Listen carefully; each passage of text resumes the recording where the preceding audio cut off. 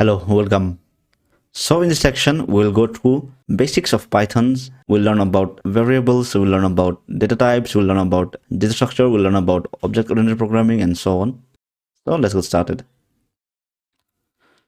So in this section, we will be recapping our Python concept. We'll learn about variables, we'll learn about data types, we'll learn about data structure, we'll learn about the conditional operators, we'll learn about loops, we'll learn about functions, we'll learn about object-oriented programming, we'll also learn about type hinting, which was introduced in Python 3.5.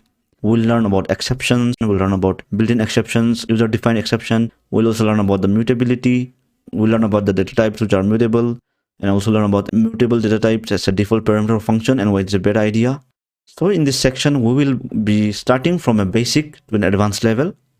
And once you complete this section, I assure you, you will be getting all the gist of this Python concept, which will help you build the core of your principle of Python. And you can use those concepts in the future to build amazing projects for yourself and for your organization. Apart from recapping our Python, we'll also solve few coding challenges, and also we will solve quizzes.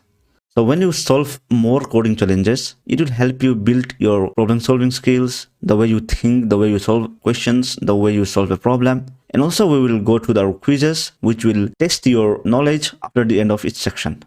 So there are lots to get in this project. There are lots to get in this course. So I hope you'll enjoy a lot and you'll learn many things from this course. So let's get started.